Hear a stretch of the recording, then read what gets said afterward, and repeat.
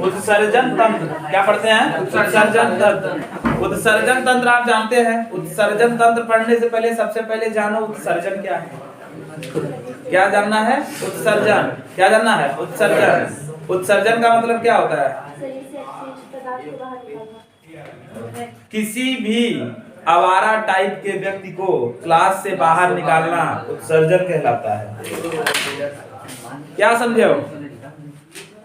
आप लोग यहाँ बैठे हैं, हल्ला कर रहे हैं, अध्यापक को समझ में नहीं आया, टीचर को समझ में नहीं आया, सर जी को समझ में नहीं आया, निकाल के बाहर कर दिया, आप क्लास से उत्सर्जित हो गए। क्या हो गए? उत्सर्जित हो गए, बाहर हो गए ना।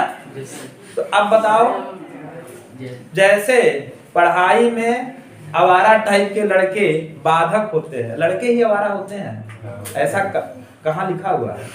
लेकिन हम लोग कहते हैं, है ना, लोग कहते हैं कि लड़के आवारा होते हैं, लेकिन लड़के ही आवारा होते हैं ये कहीं लिखा नहीं है। लड़कियां भी क्या करती हैं? परेशान करती हैं, लेकिन उनको आवारी कोई नहीं बोलता है। लेकिन अब भाई हम लड़कों की बड़ी समस्या है ना, हम लोग जो है बड़े बेचारे टाइप के होते हैं, है ना। कोई भी गलत काम कोई भी गलत काम करो, अच्छा बताओ, दोनों हाथ से ताली बजता है, एक हाथ से तो बजता नहीं, है ना, दोनों हाथ से बजता है ना। अब जब दोनों हाथ से ताली बजता है तो समस्या ये है कि दोनों लोग की कमी होनी चाहिए, क्यों? लेकिन कमी खाली लड़कों की हो जाती है, बेचारों की ना। समाज लड़कों को बड़े हेय दृष्टि से देखता है, बस यह करे बड़ा आवारा टाइप का, हम जाना नहीं स्कूल पढ़ाए ना जाता, खाली यह कुल करे जाता है। तो उत्सर्जन का मतलब यही है कि बेकार चीज को बाहर करना। अब वो चाहे क्लास से उदंड बच्चों को बाहर कर देना, चाहे खान पान यानी खाने की वस्तुओं में से कुछ चीजों को बाहर कर देना। जैसे हम क्या चावल के साथ कंकड़ खा सकते हैं क्या? तो हम कंकड़ अगर चावल से निकाल दिए तो हमने क्या किया? उत्सर्जित। किसको उत्सर्जित किया? कंकड़ को। क्यों? क्योंकि कंकड़ हमें पसंद नहीं है, कंकड़ हमें पसंद नहीं है। माने क्या है? चावल और भात में अंतर है। कंफ्यूज ना हो जाओ। भात जब पक जाता है तो उसको, चावल जब पक जाता है तो उसको भात बोलते हैं, और जब धान से निकल जाता है तो उसको चावल बोलते हैं। बात समझे हो? चावल भात में अंतर है ना। तो चावल में जब कंकड़ पड़ा रहे तो हम चावल को पका नहीं सकते। पका सकते हैं क्या? अगर पका देंगे तो दांत में कट कट की आवाज आएगी और फिर पूरा स्वाद बेकार हो जाएगा। कितना बढ़िया भोजन बना रहे, अगर भोजन कितना बढ़िया बना रहे, उसमें अगर कंकड़ रहे चावल में, तो हम भोजन को फिर कहेंगे कि बड़ा बेकार बना। इसीलिए बस मिला गया, क्योंकि वो बेकार है। कंकड़ क्या है? बेकार। ठीक उसी तरीके से हमारे शरीर में भी कुछ हानिकारक पदार्थ होते हैं। कैसे पदार्थ होते हैं? हानिकारक, जो शरीर के अंदर रहेंगे तो शरीर में क्या होगा? विकार उत्पन्न हो जाएगा, रोग उत्पन्न हो जाएगा। क्या उत्पन्न हो जाएगा? रोग। तो उनको भी बाहर निकालने का हमें क्या करना चाहिए? उन्हें भी बाहर तो निकलना चाहिए, उनको भी बाहर निकलना चाहिए कि नहीं निकलना चाहिए? कितना अच्छा सिस्टम भगवान ने बनाया। आपकी शरीर, आपने कभी सोचा कि हमारी शरीर को कितना बढ़िया बनाया? देखने के लिए आंख दे दिया ना, श्वास और सुगंध लेने के लिए नाक दे दिया, मुंह दे दिया भोजन करने के लिए, हाथ दे दिया क्या करने के लिए? कार्य करने के लिए, पैर दे दिया चलने के लिए, और शरीर के अंदर जब आप जाएंगे तो आपको तमाम चीजें दिया गया है। जैसे कंकाल दिया गया है ताकि शरीर दृढ़ता प्रदान रहे, शरीर को एक सुंदर आकृति मिल सके, उसके लिए उन्होंने क्या दिया? कंकाल दे दिया, है ना। उसके अंदर जाएंगे तो पाचन अंग बनते हैं। पाचन अंग का मतलब अभी आप बताएंगे पाचन अंग कौन कौन से हैं?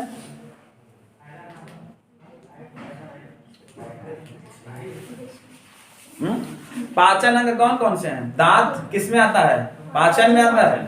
दांत, लार ग्रंथि, है ना, मैंने पढ़ाया था, पढ़ा तक नहीं? फिर क्या जाएंगे? अमाशय, अमाशय के नीचे जाएंगे तो क्या? छोटी आंख, फिर बड़ी आंख। यहाँ तक का काम क्या है? पाचन का। फिर कुछ तरीके की कुछ ग्रंथियां होती हैं जिसमें यकृति और क्या होती है? अग्नाशय, ये दो ग्रंथियां होती हैं। पित्ताशय होता है ना। पित्ताशय में पित्त का निर्माण होता है कि भंडारण? बताओ भैया, पित्त का निर्माण कहाँ होता है? कहाँ होता है? बहुत सुंदर, यही पढ़े हो तुम लोग, यही पढ़े हो। कौन पढ़ा दिया ये? पित्त का निर्माण पित्ताशय में होता है, तो जल का निर्माण जलाशय में होता होगा। क्यों बताओ? जल का निर्माण कहाँ होता है? जलाशय में। अरे भाई, पित्त का निर्माण पित्ताशय में नहीं होता, खाली पित्त में भंडारित होता है, यानी संचित किया जाता है। पित्त का निर्माण यकृत में होता है। कहाँ होता है? यकृत में। पढ़ाए थे कि नहीं? पढ़ाए थे, हमें याद है, लेकिन तुम लोग सब भूल जा रहे हो। कैसा? आप लड़ाई करोगे तो क्या होगा? क्यों जय सिंह? ठीक है, फोटो है, आधार कार्ड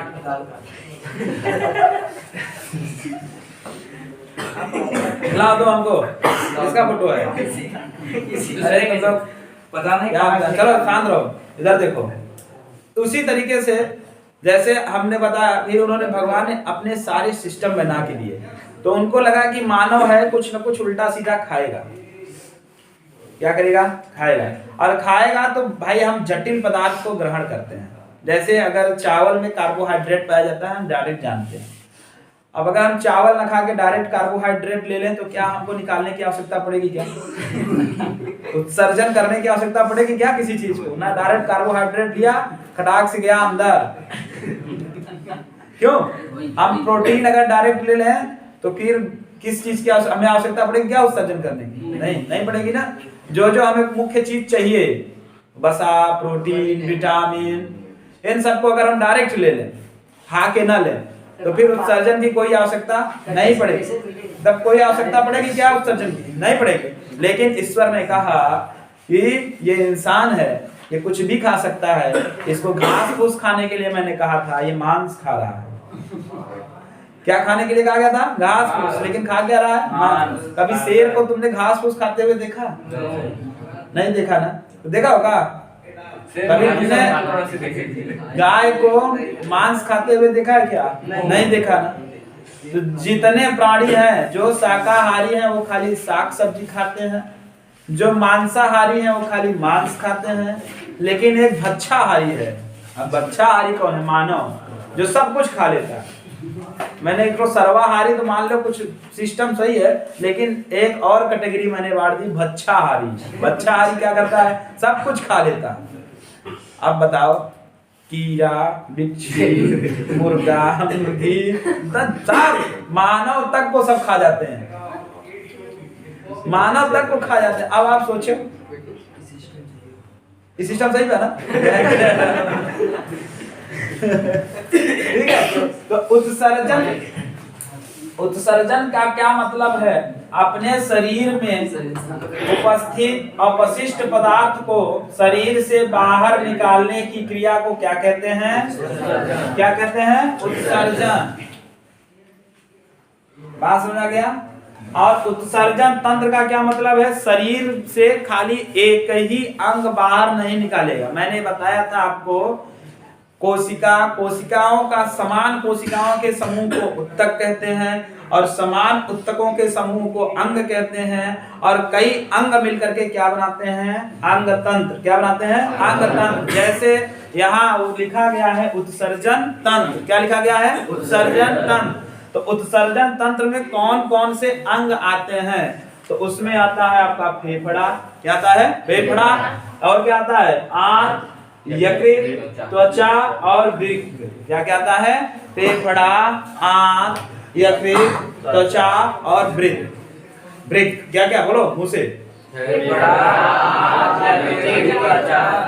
बात सुना क्या? ये सभी अपने उत्सर्जित अंग हैं, उत्सर्जन वाले अंग है। ये सभी पदार्थ क्या करते हैं? कुछ न कुछ निकालते हैं। जैसे देखो त्वचा, त्वचा क्या उत्सर्जित करता है? पसीना। क्या उत्सर्जित करता है? पसीना। कहते हैं ना, जितना बढ़िया पसीना बहाओगे उतना शरीर अच्छी रहेगी और उतना तुम आगे जाओगे, कहा जाता है। अब पसीना बहाने का क्या मतलब है? बोलो। अब एक व्यक्ति ले ले फरसा, रात भर दिन भर गड्ढा ही खाने, तो आगे जाएगा क्या? गड्ढा खाने का हमको कहा गया पसीना बहाओ, हम बहा रहे हैं, डायरेक्ट गड्ढे गड्ढा खान रहे हैं ना, तो आगे जाएगा नहीं जाएगा ना, वहीं रह जाएगा ना? पसीना तो बहाना है, लेकिन किस क्षेत्र में बहाना है ये हमको समझना चाहिए। जैसे देखिए 8 घंटे की ड्यूटी सब करते हैं, एक मजदूर भी 8 घंटे की ड्यूटी करता है, एक शिक्षक भी 8 घंटे की ड्यूटी करता है, एक डॉक्टर भी 8 घंटे की ड्यूटी करता है, और एक कंप्यूटर साइंस का इंजीनियर भी 8 घंटे की ड्यूटी करता है। लेकिन सबकी सैलरीज अलग अलग होती है। मजदूर की सैलरी 500 रुपए, शिक्षक की सैलरी, अगर मजदूर की सैलरी आप 500 रुपए पर डे का मानिए तो 15 से 20 हजार में सीमित महीने का। शिक्षक महीने में कितना पाता है? 45 से 50 हजार शुरुआती, अगर हम देखा जाए। अभी तो 60 हजार, 70 हजार रुपए, अगर प्रोफेसर हो गया तो और ज्यादा ना। अब बताओ डॉक्टर कितना पाता है महीने का? अगर उसका कोई तो परिमाप ही नहीं है महीने का। अगर उसका प्राइवेट अस्पताल है तो फिर वो तो लाखों में चला गया, ज्यादा ही गया, ज्यादा गया ना। तो वो अपने स्किल पर, अपने स्किल डेवलपमेंट पे है। स्किल डेवलपमेंट अगर हम जितना कर लें, अपने मस्तिष्क का विकास हम जितना कर लें, जितना अच्छा हम पढ़ लें, अभी हम मेहनत जितना कर लेंगे, आगे चल करके हमको उतना ही ज्यादा सुकून भरी जिंदगी जीनी पड़ेगी। कैसी जिंदगी जीनी पड़ेगी? सुकून भरी। क्यों? अभी हम 9, 10, 11, 12, this is main stage of student. ये छात्रों का मेन स्टेज यानी काल समय होता है, मेन समय होता है, ये आधार होता है। क्या होता है? आधार होता है, बेस होता है। ये अगर बेस आपने 9, 10, 11, 12 अगर आपने मन लगा के पढ़ लिया, घर पे जाके 4-4 घंटे पढ़ लिया, तो फिर आगे आपको कोई कठिनाई का सामना नहीं करना पड़ेगा। और नहीं तो क्या होगा, आप आगे जाएंगे, वनडे एग्जाम की तैयारी करेंगे, यही 9, 10, 11, 12 आपको फिर से पढ़ना पड़ेगा, और फिर आप 4 साल 5 साल लगा देंगे पढ़ने में। इलाहाबाद, दिल्ली, बिहार, तमाम कोचिंग सेंटरों में जाकर के आप लगा देंगे पूरा समय पढ़ने में। 4 से 5 साल आपका जाया जाएगा। जो आप मजाक कर रहे हैं अभी 4 से 5 साल, वो 4 से 5 साल आपको इलाहाबाद जैसी कुछ जगहों पे, या फिर अपने कीमती समय का 4 साल आपको फिर से देना पड़ जाएगा इसी कार्य को फिर से करने के लिए, यही विज्ञान पढ़ने के लिए, यही इतिहास पढ़ने के लिए, यही मैथ पढ़ने के लिए, और कुछ नहीं है आगे, और कुछ नहीं, सब कुछ यही है, यही भूगोल है आपका, समझना क्या? यही इंग्लिश है, एक्टिव पैसिव वॉइस यही रहेगा, बदल तो नहीं जाएगा। ये इंटर के बाद आप गए तो बदल गया, बदल जाएगा क्या? डायरेक्ट इनडायरेक्ट बदल जाएगा क्या? नरेशन बदल जाएगा क्या? टेंस बदल जाएगा क्या? कि हृदय के बारे में कोई दूसरा कुछ पढ़ा देगा? उत्सर्जन अंग जो है वही ना पढ़ाएगा, उसके दूसरा कुछ पढ़ा देगा क्या? रक्त जो कार्य करता है वही ना बताएगा। a+b का whole square, a² + b² + 2ab यही ना बताएगा, कि कुछ और बता देगा? यही बताएगा, सब कुछ यही बताएगा। लेकिन हम पढ़े नहीं रहते हैं। अगर हम सही से पढ़ लें ये 4 साल, 1 साल तो आप लोग का निकल गया, दूसरा साल भी जाने वाला है, दिसंबर आ गया है, जनवरी, फरवरी में एग्जाम, कहानी खत्म। 10 की बचा 11 और 12, 2 साल। अब ये 2 साल आप कैसे करोगे? अगर इस 2 साल में हंसी मस्ती मजाक के साथ हमने बिता दिया, तो जिंदगी आपके साथ बहुत बड़ा मजाक करने वाली है, आप जान लो। और अगर यही समय हमने पढ़ने में बिता दिया, तो फिर जिंदगी आपके साथ मजाक नहीं करेगी, सिलेक्शन हो जाएगा। यही ऐसे तमाम छात्र हैं जिनमें से कोई छात्र ऐसा होगा जिसका सिलेक्शन होगा, जो पढ़ लिख करके आगे पहुंच जाएगा। तो हम लोग कहेंगे यार हमारे साथ ही तो पढ़ता था वो, हम बताते हैं कि हमारे साथ ही पढ़ता था, हमारे साथ ही पढ़ती थी, है ना। आज इस मुकाम में पहुंच गई। ऐसा क्यों? क्योंकि क्लास में जब टीचर पढ़ाता है तो हम एक दूसरे के साथ मस्ती करने का प्रयास करते हैं, और उसी क्लास में हम देखते हैं तो कोई ऐसा भी होता है जो पढ़ने का प्रयास करता है, जिससे मौज मस्ती इन सब चीजों से बहुत दूर रहता है। वो पढ़ने का प्रयास करता है, वो सीखने का प्रयास करता है, वो घर से सीखने आता है, और हम मौज मस्ती करने आते हैं। दोनों में अंतर है। जिस दिन इस सार को समझ गए तुम, ये में मस्ती करनी है कि पढ़ाई करनी है, उस दिन आप क्या हो जाओगे, सक्सेस हो जाओगे और बहुत जल्दी सफलता आपके कदम चूम लेगी। बात समझ गए? तो पढ़ाई इज मोस्ट, बाकी सब कुछ बाद में, पढ़ाई पहले ना। दोस्ती यारी, जैसे हम लोग कभी कभी पढ़ते रहते हैं, मान लो क्लास में, तो कोई हमारी फ्रेंड रहती है, अरे जाना थे ते कलेक्टर पे जाबे IAS तो निकल गई, हम जानी थे, छोड़ चलो घुमा जाए। सहेली बोल दिया, सखा बोल दिया, तो सब बंद करके हम चल देते हैं, चलो उसके साथ गप सड़ाका करने लगते हैं।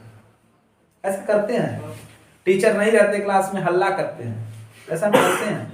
लेकिन हम सोचते हैं कि क्या हम 6 घंटे किस लिए आए हैं घर से, टीचर रहेंगे तभी हम पढ़ेंगे क्या?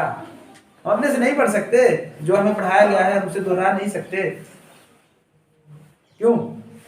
स्कूलों में जाने के बाद नहीं, स्कूल खाली है, हमने देखा है स्कूल खाली रहता है, बच्चे बाहर आ जाते हैं क्लास के और घूमते रहते हैं। ऐसा हम सभी करते हैं। यही समय है मौज मस्ती करने का, यही समय है थोड़ा कठिन परिश्रम करने का। बात समझ गया? तो आइए हम लोग इसमें देखते हैं। उत्सर्जन अंग होता है फेफड़ा, आंत, यकृत, त्वचा और वृक्क। त्वचा किसका करता है उत्सर्जन? त्वचा पसीने का। किसका उत्सर्जन करता है? पसीने का, है ना। अब हम लोग देखते हैं कि जब हम गर्मियों में ब्लैक शर्ट अगर कोई पहन ले, कैसा पहन ले? ब्लैक, यानी काला। तो काला शर्ट पहनने के बाद 1-2 दिन पहन ले, इसके बाद हम अगर उसमें क्या करते हैं, छोड़ देते हैं, तो सफेद सफेद उसमें कुछ लग जाता है, सफेद सफेद टाइप का लग जाता है ना। पसीना अगर चपका रहे तो फिर अगर उसको छोड़ दे, उसको धुलिए ना, तो देखते होंगे तो ब्लैक शर्ट रहता है, उसमें सफेद सफेद कुछ लगा रहता है। वो क्या होता है? पसीने के साथ नमक आया रहता है, वही नमक होता है। आप लोग पसीने का स्वाद कभी लिए हैं? मान लो कभी अचानक से आके जीभ में चला गया टप से, तो नमकीन टाइप का हल्का हो गया। किसने लिया है? लिए सब होंगे लेकिन बता नहीं रहे ना। नमकीन टाइप का होता है कि नहीं होता? क्यों? फेफड़े से हमने कभी देखा, हमने वात विसर्जन किया, भाप निकाला है फेफड़े से। क्यों? भाप जब ठंडी आ रही है, अभी आपके मुंह से निकलेगा तो आप क्या कहते हो? वो वाला है, सिगरेट वाली एक्टिंग करने लगेंगे। क्यों? देखो मुंह से निकाल। भाई फिल्मों में दिखाया जाता है कि हीरो इसी तरीके से करता है, नायक करेगा तो नायिका उसी फिदा हो जाती है, सिगरेट अच्छा धुआं निकाल रहा है ना। यही हाल है, हम लोग भी करते हैं उसी को देख करके, ठीक है। लेकिन अपना मुख्य उत्सर्जी अंग जो होता है वो वृक्क होता है। क्या होता है? वृक्क। मुख्य उत्सर्जी अंग क्या होता है? वृक्क। लेकिन जब हम उत्सर्जी अंग के बारे में पढ़ेंगे तो हमको जानना है कि फेफड़ा भी होता है, आंत भी होता है, यकृत भी होता है, त्वचा भी होता है, वृक्क भी होता है। बात समझा गया? लेकिन मुख्य उत्सर्जी अंग क्या होता है? वृक्क। ये भैया एक शांति का परिचय दो कि लिखवाएं, हम समझा रहे हैं तो समझो भाई।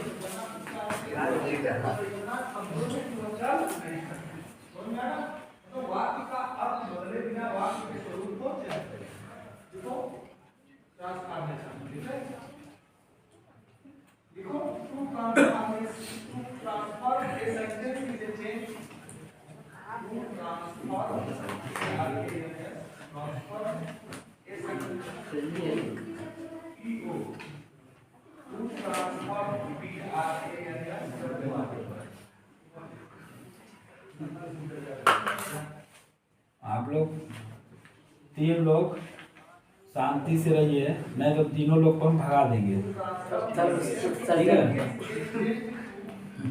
सारी उदंडताएं जो है वो एक भी बार में समाप्त हो जाएंगे।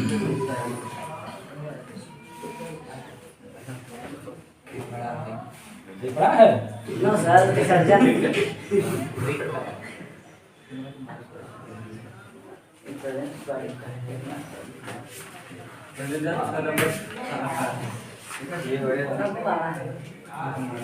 समझाओगे क्या बात? जाना हो बताओ फिर।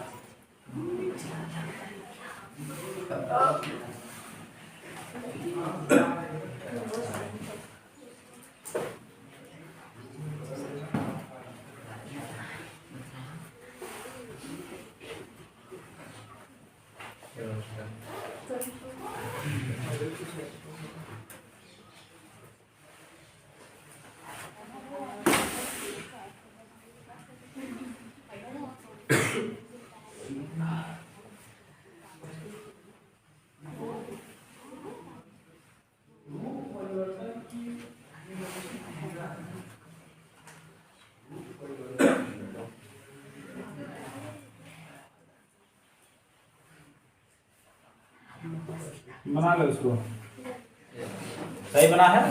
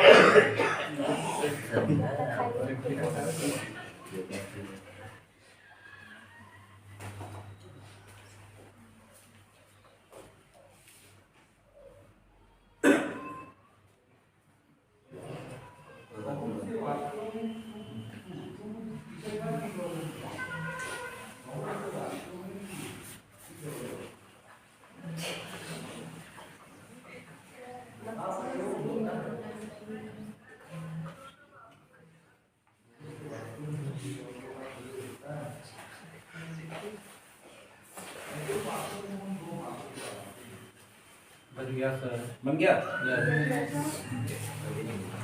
आइए इसके बारे में समझते हैं क्या। ठीक, पहला, यह मुख्य उत्सर्जी अंग होता है। क्या होता है भैया? मुख्य उत्सर्जी अंग। ठीक, दूसरा, ये सेम के आकार का होता है। सेम किसने देखा है? सेम बीज, सेम ही खाया हो ना, उसी के आकार का होता है। किसके आकार का होता है? सेम का, है ना। यह तीसरा, पेरोटियम नामक झिल्ली में होता है, बंद रहता है। पेरोटियम नामक झिल्ली, कौन सी झिल्ली? पेरोटियम नामक, है ना। आगे क्या, इसका भार 140 ग्राम होता है। कितना ग्राम? 140 ग्राम। वृक्क का, दोनों वृक्क संख्या में 2 होता है। इसका भार कितना होता है? भार कितना होता है? 140 ग्राम। कितना होता है? 140 ग्राम। आगे पांचवा, वृक्क के अंदर 1,30,000 नसें पाई जाती हैं। 1,30,000 नसें वृक्क के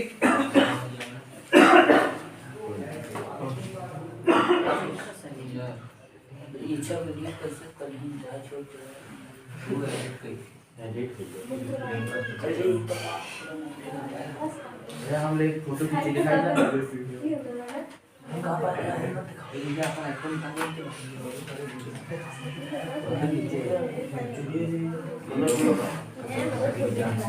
बस हो गया। वृक्क का जो बाहरी वाला भाग होता है, इसको बोलते हैं कार्टेक्स। क्या बोलते हैं? कार्टेक्स। और जो अंदर होता है उसको बोलते हैं मेडुला।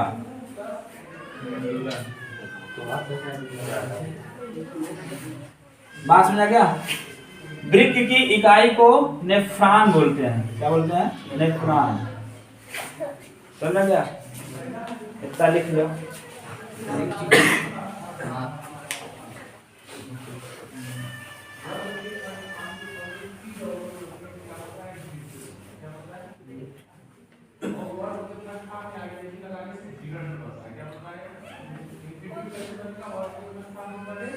जो हम पूरा बताएं तो आप लोग भी तो ऐसे नहीं लिखना है मुख्य उत्सर्जी अंग सेम रोटी अंग, ऐसे तो आप लोग भी नहीं लिख रहे हैं।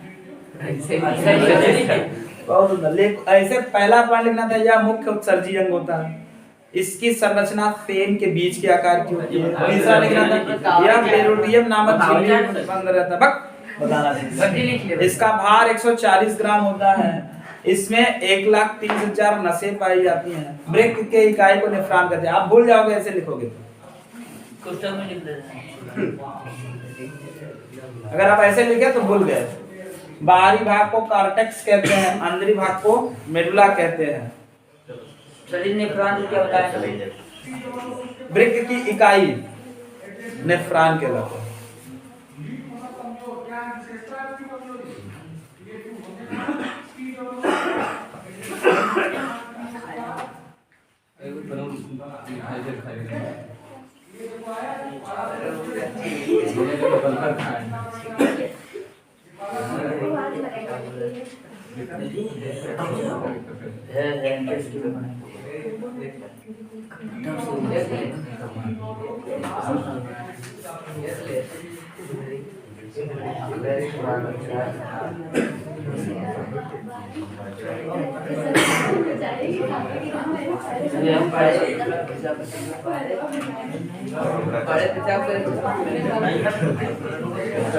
बस बस बस।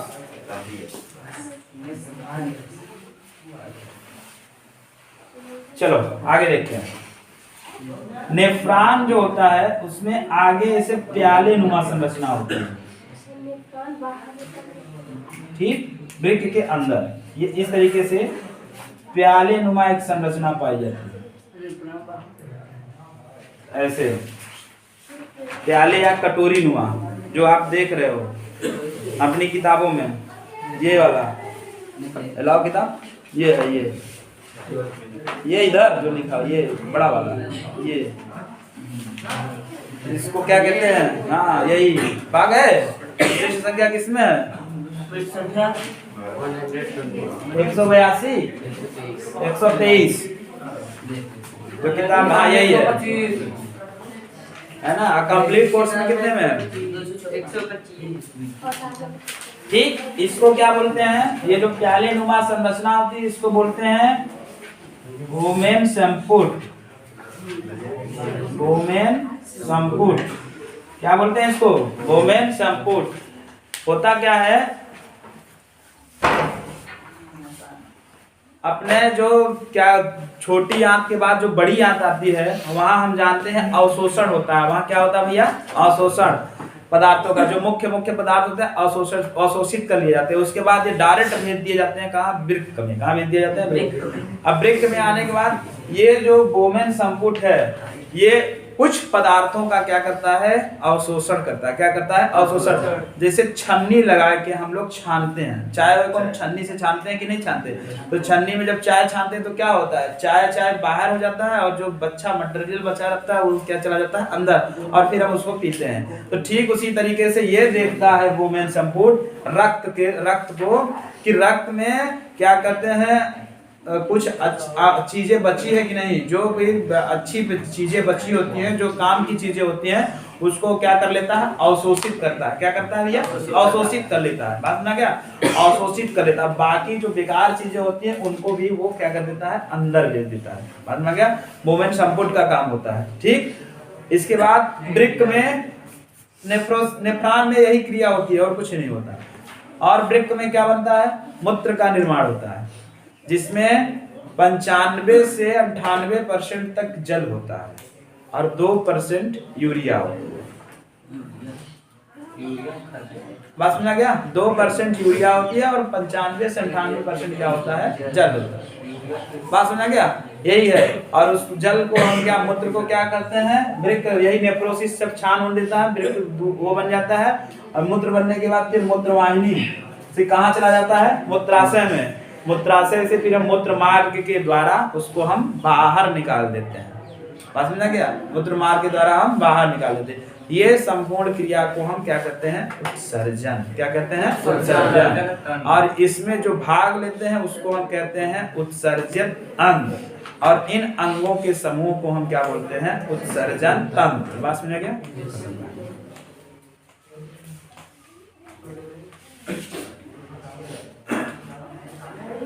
लिख ले आप लोग। मूत्र के बारे में समझ सकते हैं, है ना? मूत्र में 95% जल, 2% यूरिया। 2% क्या बच जाता है? यूरिया। इसका पीएच मान कितना होता है? 4.8 से 8.4 तक। कितना होता है? 4.8 से 8.4 तक। ठीक है, आगे देखते हैं। ये कैसा होता है? अम्लीय होता है। कैसा होता है? अम्लीय होता है। आगे जानते हैं, इसका पीला रंग यूरोक्रोम नामक पदार्थ के कारण होता है। किसके कारण? यूरोक्रोम। जबकि मल का मतलब समझते हो ना? हाँ, मल जो होता है उसका पीला रंग बिलिरुबिन नामक पदार्थ के कारण होता है। किसके कारण? बिलिरुबिन। जान लो, मल का जो पदार्थ पीला रंग है वो बिलिरुबिन है ना? हंसो नहीं, समझ में आ गया? यहाँ बड़ा हंस रहे हैं, बड़ा अच्छा मजा पाया। कहाँ पाया भैया? आप है? हाँ, उधर देख के, तुम्हारी तरफ देख के हंस रहा है ना? मल का पीला रंग बिलिरुबिन के कारण होता है, मूत्र का पीला रंग यूरोक्रोम के कारण होता है ना? आगे चलते हैं। देखो, जो वृक्क में जो पथरी बनती है वो कैल्शियम ऑक्सलेट की होती है। किसकी होती है? कैल्शियम ऑक्सलेट की। वृक्क जो होता है ना वो जहरीले पदार्थ को निष्क्रिय कर देता है। क्या करता है? निष्क्रिय। और जो भी जहरीले पदार्थ होते हैं उनका उत्सर्जन वो मूत्र के माध्यम से ही कर देता है। बात में आ गया? ये पूरा कंप्लीट है। अगर आपके अब आए उत्सर्जन अंग के बारे में आएगा, आपको इतना पूरा चित्र बना करके इतना पूरा अगर आप लिख देते हैं तो आपको पूरा में पूरा नंबर मिल जाएगा। बात में आ गया?